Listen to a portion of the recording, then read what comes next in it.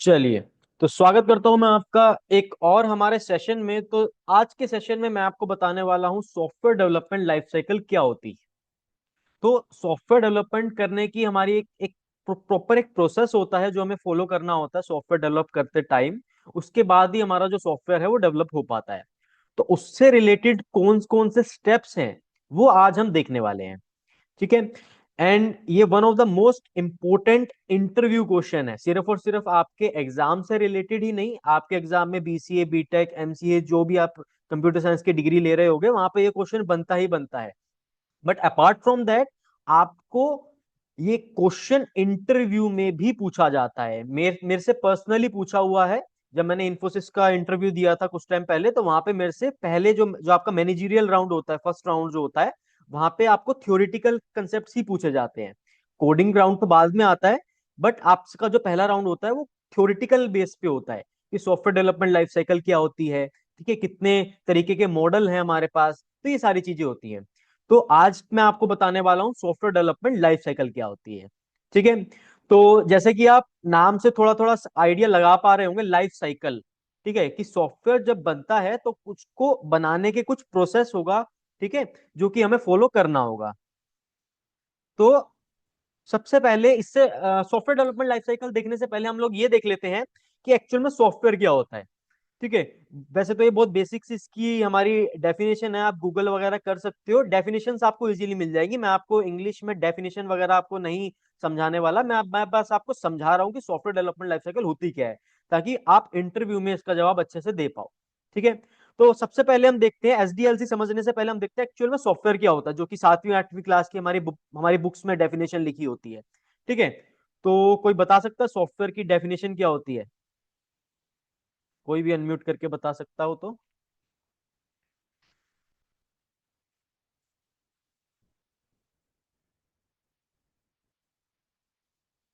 Anyone? Hello. हाँ जी, हाँ जी, sir बताइए। मैं मुझे बोलूँ। हाँ सर, मेरा नाम जितेश है सर। और अब सर मैंने जितना हाँ मैंने जितना पढ़ा है सर, सॉफ्टवेयर वो चीज़ है जिसको हम टच नहीं कर सकते हैं, लेकिन वो हमारे कंप्यूटर में हार्डवेयर में इनबिल्ट होता है, जिसको हम क्या बोलते हैं, अपने हार्डवेयर के जरिए ना चला सकते हैं, यूज़ कर सकते हैं। जैसे हमारे एप्लीकेशंस हो गए, ठीक है, फोन के अंदर, ठीक है, हमारे सिस्टम के अंदर जो हमारे वो होते हैं, एप्स वो होते हैं, सॉफ्टवेयर होते हैं अलग अलग, जो हम डाउनलोड करते हैं उसके अंदर।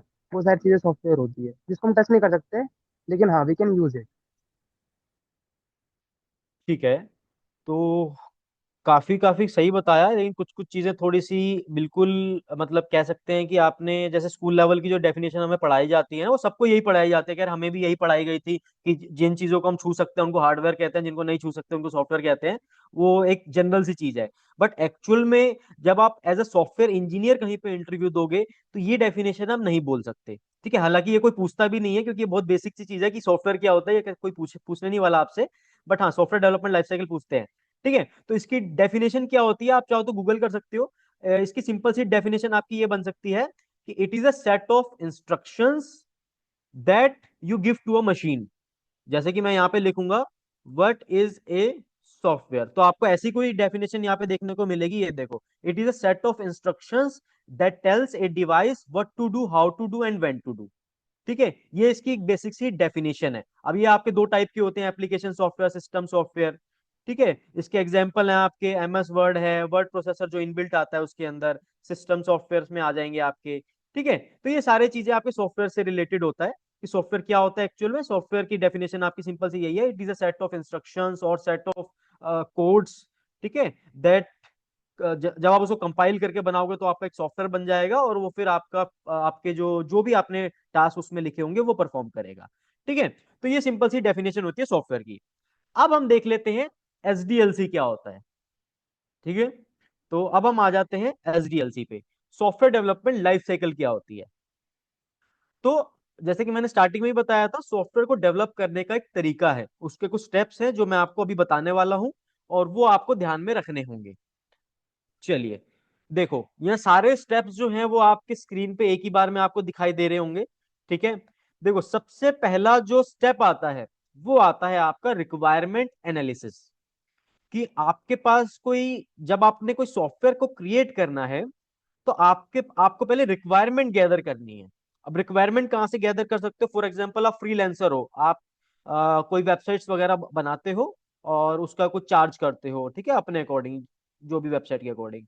तो अब सबसे पहला काम आपका क्या रहेगा? सबसे पहला काम आपका ये रहेगा कि आपको रिक्वायरमेंट गैदर करनी है, रिक्वायरमेंट को एनालाइज करना है कि एक्चुअल में जिसके लिए आप सॉफ्टवेयर बनाना चाह रहे हो या फिर वेबसाइट बनाना चाह रहे हो, वो एक्चुअल में उसका बिजनेस क्या है, किस टाइप की वो वेबसाइट चाह रहा है। ठीक है, वो सब आपको रिक्वायरमेंट को एनालाइज करना है, गैदर करना है। अब ये कैसे कर सकते हो? सिंपल सी चीज, उनसे बात करके। ठीक है, जिसके लिए भी आप बना रहे हो सॉफ्टवेयर वेबसाइट, ठीक है, तो उनसे आपको बात करनी है। तो वो आपको आधी रिक्वायरमेंट, आधी से ज्यादा रिक्वायरमेंट आपको वही बता देंगे कि भाई मुझे क्या चाहिए, मुझे कैसी चीज चाहिए। ठीक है, और फिर अगर आपको कुछ मार्केट का एनालिसिस करना है कि भाई मार्केट में क्या चल रहा है, क्या नहीं चल रहा, वो सारी चीजें करनी है, तो वो चीज भी आप इजीली कर सकते हो। तो वो सारा प्रोसेस जो है वो सब आ जाएगा पहले स्टेप में, जो कि है आपका रिक्वायरमेंट एनालिसिस। जो है आपका पहला स्टेप दिख रहा है, ये सारी चीजें इसके अंदर में आपकी आ जाएंगी कि एक्चुअल में क्लाइंट क्या चाहता है या फिर यूजर क्या चाहता है। ठीक है, और बिजनेस की रिक्वायरमेंट क्या है, उसी हिसाब से फिर मुझे सॉफ्टवेयर आगे बनाना पड़ेगा। ठीक है, तो सबसे पहला स्टेप आपका यही होता है कि आपको रिक्वायरमेंट गैदर करनी है, रिक्वायरमेंट को एनालाइज करना है। ठीक है, देन अब आ जाते हैं आपके सेकंड स्टेप पे। वंस आपने रिक्वायरमेंट को एनालाइज कर लिया, गैदर कर लिया, आपको पता लग गया कि भाई मेरे को किस तरीके का सॉफ्टवेयर बनाना है, आपने अपने क्लाइंट से बात कर लिया, अपने यूजर से बात कर ली। ठीक है, now we can move to the second step, that is planning. अब क्या करना है? आपको प्लान करनी है चीजों को। प्लान कैसे करना है? कि जो आपने फर्स्ट स्टेप में रिक्वायरमेंट्स को गैदर किया है, ठीक है, आपको क्या करना है? आपको उस रिक्वायरमेंट के अकॉर्डिंग आपको ये प्लान करना है कि मेरा आगे के क्या क्या मेरे स्टेप्स रहेंगे। फॉर एग्जाम्पल, कि आपको इस सॉफ्टवेयर को बनाने में कितना टाइम लगने वाला है, ठीक है, कितने रिसोर्सेज लगने वाले हैं। रिसोर्सेज मतलब वही नंबर ऑफ एम्प्लॉइज, या फिर कुछ आपका फिजिकल सेटअप है तो वो क्या आपका लगने वाला है। ठीक है, सिस्टम आर्किटेक्चर आपका क्या है, क्या रहने वाला है। ठीक है, वो सारी चीजें आप पहले प्लान करने वाले हो। इसका बजट कितना आएगा, ठीक है, कितना पैसा लग जाएगा इसमें, फिर उसी के हिसाब से तो आप क्लाइंट से पैसा चार्ज करोगे। आप क्लाइंट को डायरेक्टली पैसा नहीं बता सकते। अगर आपके पास, आप जैसे मैंने बताया फ्रीलांस में कुछ वेबसाइट बना रहे हो, आपके पास कोई आया कि भाई मुझे ये वेबसाइट वेबसाइट बना के दे दे। अब वेबसाइट बनाने के लिए आप फिक्स रेट नहीं बता सकते कि भाई 5,000 लूंगा, 10,000 लूंगा, 20,000 लूंगा। पहले आप उसके रिक्वायरमेंट सुनोगे कि एक्चुअल में वो चाह क्या रहा है, किस टाइप की वेबसाइट चाह रहा है। अगर वो सिंपल वन पेज वेबसाइट चाह रहा है तो वो तो सस्ते में बन जाएगी। बट अगर वो ई कॉमर्स टाइप की एप्लीकेशन चाह रहा है, जहां पे पेमेंट गेटवे लगेंगे, सारी चीजें लगेंगे, ऐड टू कार्ट, सारी फंक्शनैलिटी होंगी, उसमें ऑब्वियस सी बात है डेवलपमेंट में टाइम लगेगा और उसका जो कॉस्ट है वो भी ज्यादा होगी। ठीक है, तो अब आप पहले प्लान करोगे, रिक्वायरमेंट आपने ले ली, अब नेक्स्ट काम आपका आ जाएगा कि आपको प्लानिंग करनी है कि मेरे जो मैंने रिक्वायरमेंट जो मैंने एनालाइज की है, उसका स्कोप क्या है, उसके रिसोर्स क्या क्या है, क्या क्या मेरे लगने वाले हैं, कॉस्ट कितना लगेगा, मेरा मेरा जो बजट है वो उससे ज्यादा है या कम है। ठीक है, मेरे सॉफ्टवेयर में रिस्क कौन कौन से इन्वॉल्व हैं, कि जब मैं इसको बनाऊंगा तो मेरे को क्या क्या रिस्क आ सकते हैं और उसको मैं हैंडल कैसे करूंगा। जो कि एक्सपेक्टेड आपके जो रिस्क होते हैं मैं उनकी बात करूं, अनएक्सपेक्टेड तो आते ही रहेंगे जो भी होगा, बट जो एक बेसिक से जो रिस्क होते हैं सॉफ्टवेयर डेवलपमेंट, सॉफ्टवेयर को डेवलप करने में, वो कौन कौन से हो सकते हैं। ठीक है, और उसको उसका प्लान क्या रहेगा आपका, ठीक है, उसको सॉल्व करने का। तो ये सारी चीजें होती हैं। तो बेसिकली प्लानिंग में आपका रहता है कि आपको एक प्रोजेक्ट का प्लान रेडी करना होता है या फिर आप सॉफ्टवेयर का प्लान रेडी करना होता है। ठीक है, तो ये हो जाता है आपका सेकंड स्टेप। तो आपका पहला स्टेप हो गया, दूसरा स्टेप हो गया। थर्ड स्टेप में आपका आ जाता है सिस्टम डिजाइन। अब सिस्टम डिजाइन क्या होता है? फॉर एग्जाम्पल, आपने देखो, आपने स्टार्टिंग में रिक्वायरमेंट गैदर कर ली है, आपने प्लानिंग कर लिया अच्छे से। अब जो अगला काम है, अगला काम है आपका डिजाइन करने का। ठीक है, इसको आप सिंपल से समझ लो। जब कोई भी हमारा घर बनता है, जब हमारी फिजिकल बिल्डिंग जब बनती है, तो उससे पहले उसका एक मैप रेडी होता है, आर्किटेक्चर उसका मैप रेडी करता है। तो सेम वे में अब सब चीजें आपके पास आ गई हैं। ठीक है, आपके पास रिक्वायरमेंट आ गई, आपने प्लानिंग कर ली, अब आपको डिजाइन करना है। ठीक है, वर्चुअली डिजाइन करना है कि आपकी चीजें कहाँ पे रहेंगी, कैसे रहेंगी, कौन सी टेक्नोलॉजी यूज करोगे, ठीक है, कौन सा सर्वर यूज करने वाले हो, विंडो का करोगे, लिनक्स का करोगे, ठीक है, प्रोग्रामिंग लैंग्वेज कौन सी यूज करने वाले हो, और आपका अगर कोई वेबसाइट बना रहे हो तो लॉगिन स्क्रीन आपकी किस टाइप की दिखने वाली है, साइन अप स्क्रीन किस टाइप की दिखने वाली है, बेसिकली मॉकअप जिसे हम कहते हैं। ठीक है, अगर किसी ने सुना हो फिग्मा का नाम सुना हो, तो उसमें क्या होता है कि आप पहले वेबसाइट का टेम्पलेट बनाते हो, ठीक है, तो उस टेम्पलेट को देख के फिर आगे कोड करना चालू करते हैं, जो भी हमारे डेवलपर्स होते हैं, बैक एंड फ्रंट एंड जो डेवलपर्स होते हैं, उस पर फिर वो कोड करना चालू करते हैं। तो थर्ड स्टेप जो जो कि आपको ग्रीन कलर में दिख रहा है, तो यहाँ पे हम सिस्टम में डिजाइन करते हैं, सिस्टम डिजाइन करते हैं कि आपका सॉफ्टवेयर किस तरीके का उसका डिजाइन रहने वाला है। एग्जाम्पल से समझोगे तो घर घर का जो मैप रेडी होगा, वो आएगा आपका डिजाइनिंग में, सिस्टम डिजाइन में, ठीक है। और ओवरऑल फंक्शनैलिटी वगैरह जो भी होगी, ये क्लिक करें तो ये हो, ये क्लिक करें तो ये हो, ये यहाँ से पीडीएफ जनरेट होगा, यहाँ से मेरा ये डेटा निकल के आएगा, वो प्रॉपर आपका डिजाइन होता है। ठीक है, फंक्शनैलिटी कुछ नहीं होगी इसमें, बस एक तरह से मान लो आपके पास एक क्या कहेंगे, पीडीएफ आ गई आपके पास, आपके जितने भी पेजेस हैं, ठीक है, वेबसाइट की, उसकी आपके पास पीडीएफ आ गई। हालांकि पीडीएफ हम लेमैन टर्म्स में बोल रहे हैं, बट प्रोफेशनली फिग्मा के डिजाइन होंगे, ठीक है, या किसी और टूल्स में आप डिजाइन करोगे उसको। तो ये चीजें होती है थर्ड स्टेप में आपके, कि आपको पूरा डिजाइन करना है अपना, जो भी आपने प्लानिंग करी है, रिक्वायरमेंट ली है, उन सब चीजों को अब आपको डिजाइन करना है कि एक्चुअल में पेपर पे वो चीज कैसे लगने वाली है। ठीक है, तो वो सारी चीजें आपकी डिजाइन होंगी। नेक्स्ट आपका आ जाता है डेवलपमेंट। ये तो अंडरस्टूड है, मुझे नहीं लगता इसको कुछ बताने की, एक्सप्लेन करने की जरूरत है।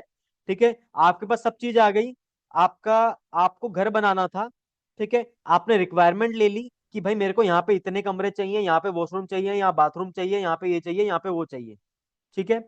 उसके बाद आपने प्लान कर लिया कि भाई आपको घर को बनाने में कितना खर्चा आने वाला है, कितना टाइम लगेगा, ठीक है।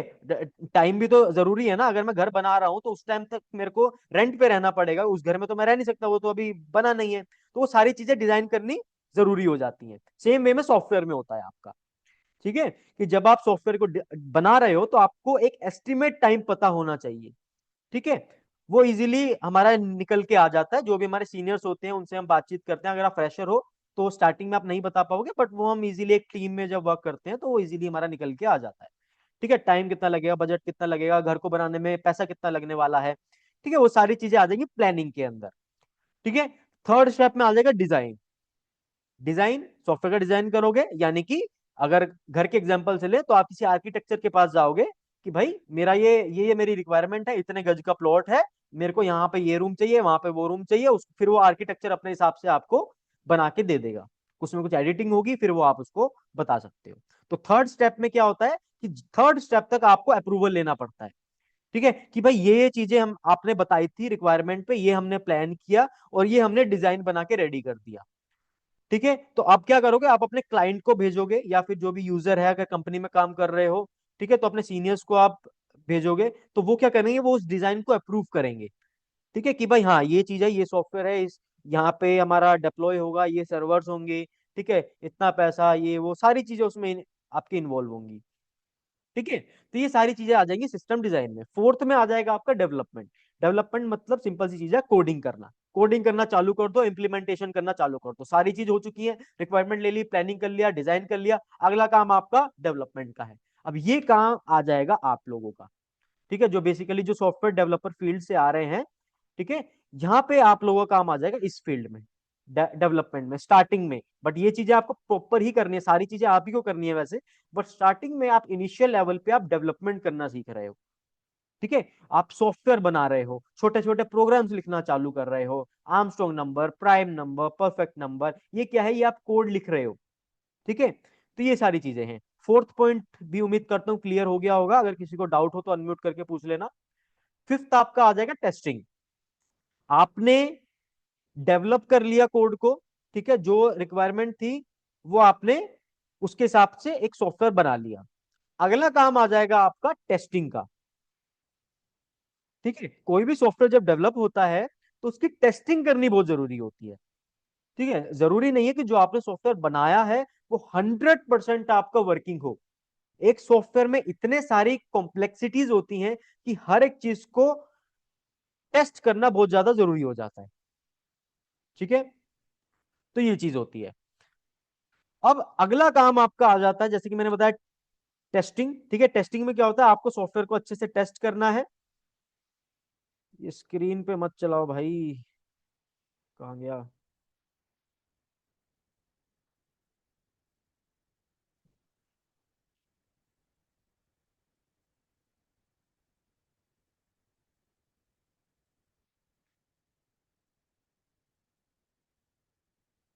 ठीक है, तो हम थे टेस्टिंग पे। ठीक है, तो यहाँ पे आपका टेस्टिंग में क्या काम होता है कि आपको अपने सॉफ्टवेयर को टेस्ट करना होता है, आपको भी करना होता है। बेसिक लेवल की टेस्टिंग आपको करनी होती है, बाकी प्रॉपर काम जो है वो टेस्टिंग टीम का होता है। ठीक है, एक टेस्टिंग टीम सेपरेट होती है जो कि आपके सॉफ्टवेयर जो भी आपने बनाई है, एपीआई एप्लीकेशन जो भी कह लो, वेबसाइट बनाई है, वेबसाइट से समझ लो। ठीक है, तो वो उस वेबसाइट को अच्छे से टेस्ट करते हैं कि भाई सारी फंक्शनलिटीज अच्छे से वर्क कर रही है या नहीं कर रही। ठीक है, बाकी सॉफ्टवेयर टेस्टिंग आपकी अलग अलग टाइप की होती है, unit testing, white box testing, black box testing, उन सब चीजों पे हम नहीं जाएंगे, वो सब टेस्टिंग का काम आ जाएगा आपका। बट हाँ, बेसिक लेवल पे आपको आइडिया होना चाहिए कि टेस्टिंग होती क्या है, नाम से ही पता चल रहा है वैसे तो। टेस्टिंग आपकी क्या होती है, फिफ्थ पॉइंट पे, कि सॉफ्टवेयर जो आपने बना लिया है अब उसको टेस्ट करना है। ठीक है, and then in the next step we have deployment. ठीक है, कि वंस आपका, आपने सब कुछ कर लिया, कोड कर लिया, टेस्ट कर लिया, अगर टेस्टिंग टीम क्लियरेंस दे देती है, ठीक है, कि भाई सारी चीजें अच्छे से वर्क कर रही हैं, तो अब क्या काम आएगा, उसको डिप्लॉय करने। डिप्लॉय मतलब उसको लाइव करना है। अभी तक आपका सॉफ्टवेयर लाइव नहीं था, वो पूरी दुनिया के लिए अवेलेबल नहीं था। ठीक है, तो अब अगला काम आपका आ जाएगा, उसको लाइव करना है। वंस आपने सब चीजें अच्छे से बना ली, आपने टेस्ट कर ली, हाँ भाई सब चीज चलिए, log in, sign up, order place, ठीक है, ऑर्डर जा रहा है आ रहा है, वो सारी चीज आपने अच्छे से टेस्ट कर ली। उसके बाद नेक्स्ट काम आपका आ जाएगा डिप्लॉयमेंट का। डिप्लॉयमेंट मतलब उसको लाइव करना है आपको सर्वर पे, ताकि हर एक बंदा पूरी दुनिया में जिसके पास भी इंटरनेट है वो आपके सॉफ्टवेयर को एक्सेस कर पाए। ठीक है, तो डिप्लॉयमेंट में ये काम आ जाता है। बस, इसकी जनरल सी डेफिनेशन यही थी कि releasing your software to the public, deploy कर देना। ठीक है, लास्ट स्टेप में आ जाता है मेंटेनेंस। अब ये आप समझ पा रहे होगे मेंटेनेंस। ठीक है, कि जब एक सॉफ्टवेयर डिप्लॉय हो चुका है तो उसको मुझे मेंटेन भी करते हुए चलना है। ऐसा नहीं है कि आज मैंने एक सॉफ्टवेयर बना दिया वो 10 साल तक वैसे का वैसे ही रहने वाला है। डिप्लॉय करने के बाद भी उसमें चेंजेस होंगे। जब एक्चुअल में यूजर्स उसको यूज करेंगे, असली प्रॉब्लम्स तब आएंगी। ठीक है, तो वो सारी चीजें आपको मैनेज करके चलनी पड़ेंगी, मेंटेन करना पड़ेगा। इसका बहुत रियल लाइफ एग्जांपल है, जो हम प्ले स्टोर में हमारी एप्स अपडेट्स आती रहती हैं। ठीक है, प्ले स्टोर पे आता रहता है ना, हर आधे दिन, आधे महीने में, एक महीने में, 2 महीने में अपडेट्स आती हैं, जो भी आपने एप्लीकेशंस डाल रखी हैं। तो वो अपडेट इसलिए ही आती है, क्यों, क्योंकि पिछला जो वर्जन था उसमें कुछ प्रॉब्लम थी, कुछ डिफेक्ट्स थे, जो कि अगले वर्जन में सॉल्व कर दिए गए हैं। ठीक है, उस वर्जन में भी कुछ प्रॉब्लम्स होंगी या फीचर एनहेंसमेंट्स होंगी, वो अगले वर्जन में सॉल्व कर दिया जाएगा। तो ये सारी चीजें होती हैं। तो ये पूरा प्रोसेस होता है आपका सॉफ्टवेयर डेवलपमेंट लाइफ साइकिल का। तो उम्मीद करता हूं आपको ये अच्छे से क्लियर हो गया होगा। सबसे पहले requirement analysis, planning, system development, testing, deployment और मेंटेनेंस। अब इसको अगर आपको याद करना है, वैसे तो याद कर लोगे, अगर आप इस वीडियो को एक दो बार और रिपीट पे देख लोगे तो याद हो जाएगा, आप इंटरव्यू में बता पाओगे। बट अगर फिर भी नहीं हो पाता, तो इसको, इसका जो पहला पहला वर्ड है वो आप याद कर सकते हो। जैसे कि मैं नोटपैड में आऊं, तो रिक्वायरमेंट है सबसे पहले, तो रिक्वायरमेंट में आपका आ जाएगा आर। ठीक है, मैं फोन थोड़ा सा बड़ा कर देता हूँ, आर आ जाएगा। उसके बाद पी एस डी, ठीक है, T D M, T D M. अब ये क्या है, देखो, आर तो आप याद कर लो रिक्वायरमेंट, और पीएचडी तो आपको वो याद हो जाएगा, पीएचडी का वो एक्सटेंशन ना फोटोशॉप का, फोटोशॉप डॉक्यूमेंट, तो वो कहीं ना कहीं माइंड में रहेगा। तो आर, पीएचडी, टीडीएम। टीडीएम से क्या कर सकते हो, तमिलनाडु, दिल्ली, मणिपुर, ठीक है, जो भी आप देख लेना अपने हिसाब से। R, PhD, team TDM, deathmatch sir. R, PhD, TDM. हाँ बताओ, कुछ कह रहे हो। चलो, ठीक है, तो ये आपका पूरा प्रोसेस है। सर ठीक है, मेरा यहाँ मैंने पे एक डाउट आपको आ इस, रहा है। हाँ हाँ बताओ। सर कभी कभी ऐसा होता है कि अगर हमारे प्लेटफॉर्म पे जब ज्यादा यूजर एक्सेस कर लेते हैं, तो मतलब वेबसाइट क्रेश कर जाता है या एप्लीकेशन क्रेश कर जाता है, तो उस चीज को मैनेज कैसे करते हैं, और ये कैसे मतलब हम लोग मतलब क्रैश होने से पहले इस चीज को मैनेज कर सकते हैं? क्रैश होने से पहले आप ऐसे मैनेज कर सकते हो, देखो जहां पर भी आप अपने एप्लीकेशन को डिप्लॉय करने वाले हो ना, आपको उसको रेगुलरली मॉनिटर करना है। ठीक है। फॉर एग्जाम्पल आपने चलो आपने पूछा है तो मैं यहाँ पे दिखाई देता हूँ। जैसे कि मान लो मैं एक होस्टिंग मैंने ली, होस्टिंगर पे मैं आपको आया। ठीक है, अगर होस्टिंग होस्टिंग आपको नहीं पता तो डोंट वरी, मैं जस्ट आपको एक्सप्लेन कर रहा हूँ, उसके बारे में हम इन डिटेल आगे देख लेंगे। जैसे कि मान लो ये हमारी एक होस्टिंग है। ठीक है। तो मुझे पहले आइडिया होगा कि भाई मेरे प्लेटफॉर्म पे कितने यूजर आ सकते हैं। तो जैसे कि देखो यहाँ पे लिखा हुआ है 10,000 विजिट्स मंथली, कि ये जो होस्टिंग का प्लान है ये आपको लगभग 10,000 यूजर को कैटर कर सकता है। बट अगर इससे ज्यादा आपके पास आए तो आपको अपने सिस्टम की कॉन्फ़िगरेशन बढ़ानी पड़ेगी, आपको अपने प्लान को अपग्रेड करना पड़ेगा। ठीक है। इसमें क्या है, इसमें आपके यहाँ पे कितने यूजर्स हैं, 25,000। ठीक है, इसमें 10,000 है, इसमें 25,000 है। तो जैसे ही आप वो चीज मॉनिटर करोगे रेगुलरली कि हाँ भाई मैंने 10,000 का यूजर का प्लान लिया था, बट अब मेरे वेबसाइट पॉपुलर हो चुकी है या सॉफ्टवेयर पॉपुलर हो चुका है, अब और ज्यादा लोग उस पर यूज करने वाले हैं, तो मुझे क्या करना पड़ेगा, मुझे अपने रिसोर्सेज को बढ़ाना पड़ेगा। ठीक है, यहाँ पे देखो 50 GB स्टोरेज है, यहाँ पे 100 GB है।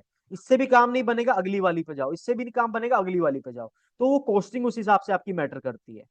ठीक है। बाकी अगर ये प्रॉपर मशीन्स पे डिप्लॉयड है, ठीक है, जो हमारे लिनक्स सर्वर होते हैं, विंडो सर्वर होते हैं, वो फिर हमें वहां पे उनके जो कॉन्फ़िगरेशंस होती हैं वो बढ़ानी पड़ती है। सिंपल एग्जांपल में दूं तो मान लो जैसे मेरा ये दिस पीसी है, इसके अंदर सिर्फ एक ही ड्राइव है, सी ड्राइव, इसमें 236 GB की मेरी स्टोरेज है, 110 GB फ्री है।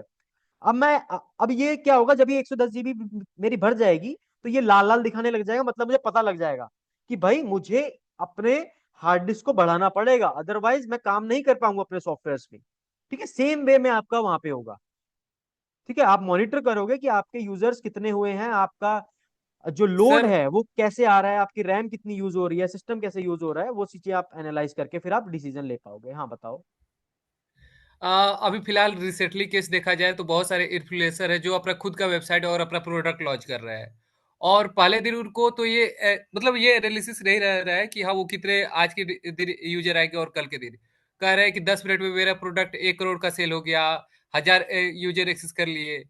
तो वो तो एक मतलब मॉनिटर किए होंगे कि मेरे 10 यूजर आ सकते हैं, लेकिन उनको 20 अगर आ जा रहे हैं, 100 आ जा रहे हैं, तो कैसे मेंटेन कर रहे हैं और वो कैसे इस चीज को एनालिसिस कर पा रहे हैं पहले दिन ही?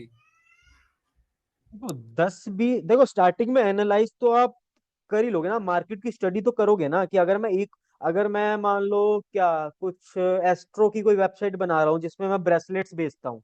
ठीक है, जैसे कि मैंने लिया ब्रेसलेट्स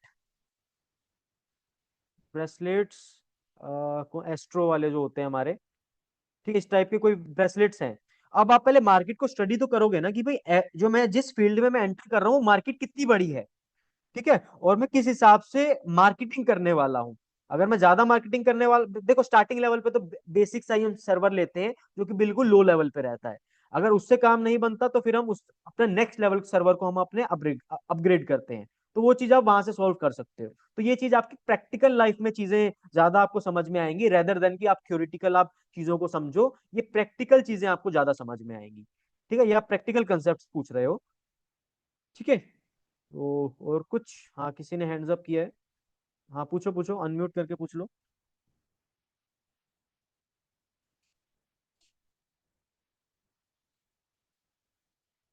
और कुछ पूछना है किसी को?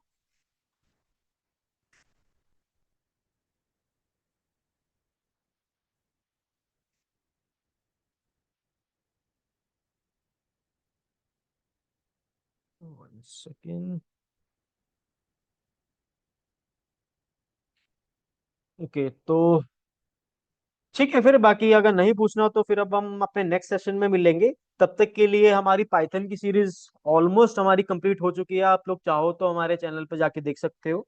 ठीक है, पूरी पाइथन की सीरीज अवेलेबल है, including core Python to object oriented Python. ठीक है, हमारे लगभग 60 से 70 घंटे की प्लेलिस्ट है वो, और लगभग 250 से ज्यादा वीडियोस हमारी आ चुकी हैं। तो आप पाइथन आप सीखना चाहते हो तो आप वहां से सीख सकते हो। ठीक है। बाकी चलिए, तो चलिए दोस्तों, फिर अब हम मिलेंगे अपनी नेक्स्ट वीडियो में।